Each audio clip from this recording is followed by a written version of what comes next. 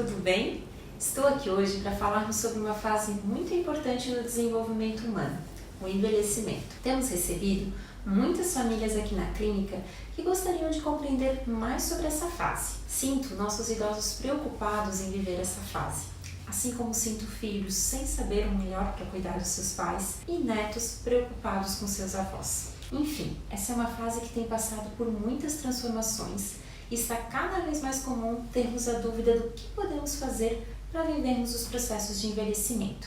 Como saber se esse é um processo natural ou se o idoso está apresentando alguns sintomas que pode ser o início de uma demência? Se você tem essa dúvida e convive com idosos, então esse vídeo é para você.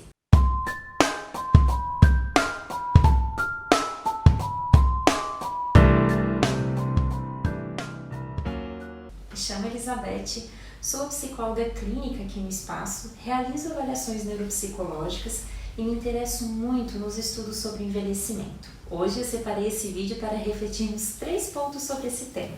Primeiro, entendendo o envelhecimento. O segundo, quais os sintomas de um processo de envelhecimento natural e um processo patológico. Terceiro, o que podemos fazer para ajudar os nossos idosos? Pensei em refletirmos sobre esses 3 pontos, pois percebo que é uma dúvida de muitas pessoas que me procuram aqui na clínica. Então, me acompanhe nesse processo, pois acho que eles são fundamentais para entendermos sobre essa fase da vida. Vamos para o primeiro ponto? Entendendo o envelhecimento. Você já parou para pensar que essa é a fase da vida mais longa que temos? Se olharmos a fase da infância, adolescência, jovem, adulto e então o envelhecimento, atualmente ele inicia a partir dos 60 anos e já sabemos que a estimativa de vida, junto com os avanços da medicina e os cuidados da saúde, tem aumentado cada vez mais, chegando até a estimativa de 100 anos. Segundo a pesquisa do IBGE, no ano de 2060, 1 a cada 4 brasileiros terá mais de 65 anos. Esse aumento de idosos também acarreta em um maior número de pessoas que irão desenvolver demência. As demências hoje já acometem mais de 47 milhões de pessoas no mundo e no Brasil, cerca de 900 mil idosos são portadores de demência sem ter o diagnóstico e o tratamento. Esses números são impactantes, né?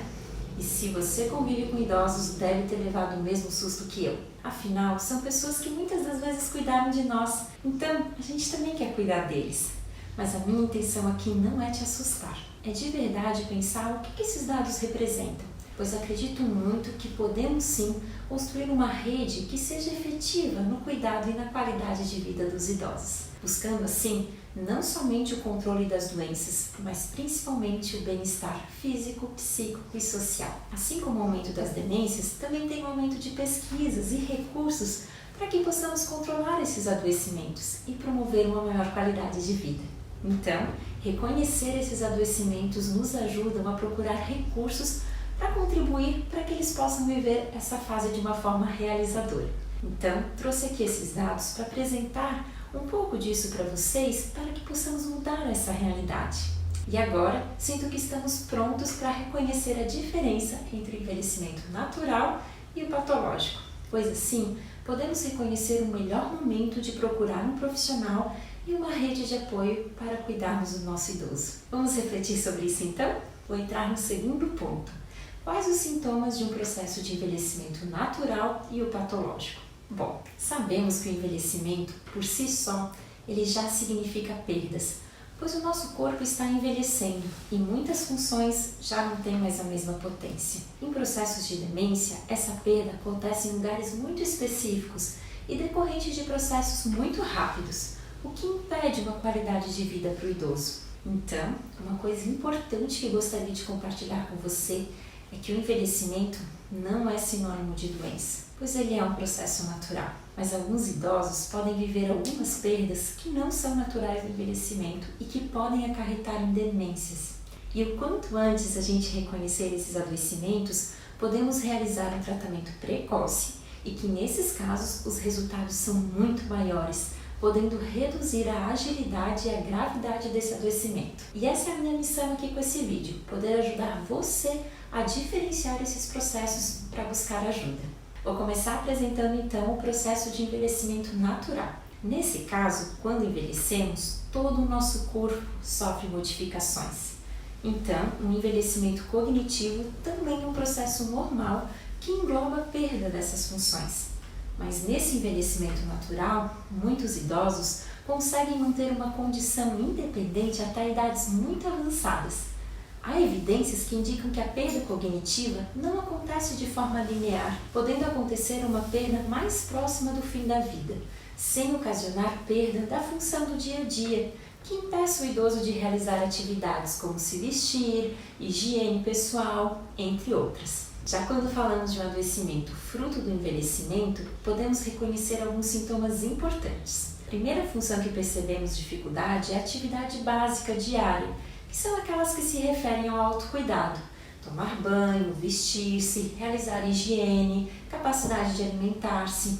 A segunda são as atividades do dia a dia, que são relacionadas àquelas tarefas um pouco mais complexas, como realizar atividades domésticas, manusear o dinheiro, telefonar, viajar, dirigir. E é de acordo com a capacidade de realizar essas atividades que podemos determinar se o idoso pode ou não viver sozinho. Então, se o idoso estiver apresentando perdas em alguma dessas funções do seu dia a dia, é um sinal de alerta para você procurar ajuda. Lembrando que esse vídeo é para estar com você refletindo sobre a importância do cuidado do nosso idoso. Não tem aqui como fazermos um diagnóstico, mas estou aqui para ajudar você a identificar esses sinais e poder buscar ajuda para que possamos o quanto antes cuidar dele. E se você conhece alguém que conviva com idosos, compartilhe esse conteúdo, pois pode contribuir para mais pessoas conseguirem identificar essa diferença e assim buscar a ajuda de um profissional.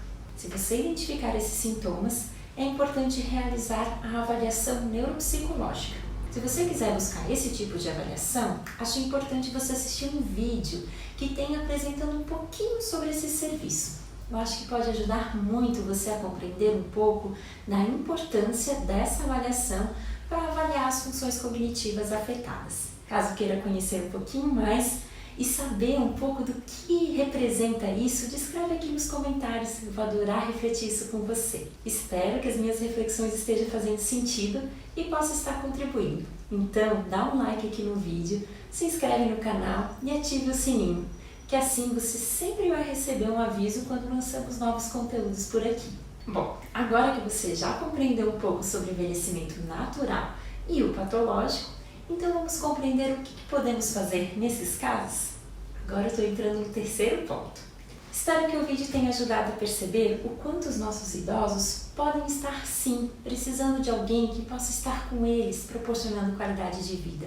Precisamos estar perto deles e você não precisa realizar isso sozinho. Sei que não é fácil e o idoso, quando vive esse processo, geralmente demonstra resistência e mudanças no humor, o que é comum em processos de demências. Então, a interdisciplinariedade com profissionais é o ideal nesses casos. Conte com eles, pois nós podemos estar junto para orientar e ajudar a pensar nas melhores saídas em cada caso. Afinal, esse é o nosso desejo, que eles possam ter maior autonomia e cuidado durante a fase de envelhecimento. Pensando nisso, eu separei agora 4 dicas que podem te ajudar, caso você conviva com um idoso. A primeira delas é a prevenção.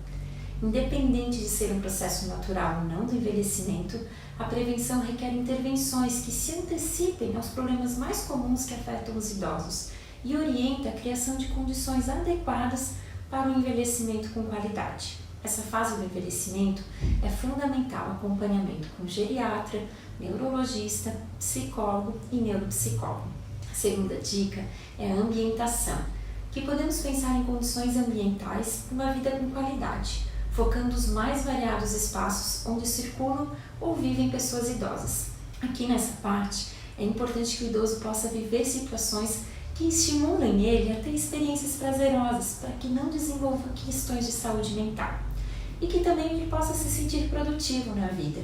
Essa sensação de olhar a potência e reconhecer produtivo influencia a ter motivação e ânimo para realizar as atividades. Terceira é a reabilitação, que propõe um serviço que propõe intervenções quando ocorrem perdas que são resgatáveis em caso de envelhecimento natural e também em casos patológicos.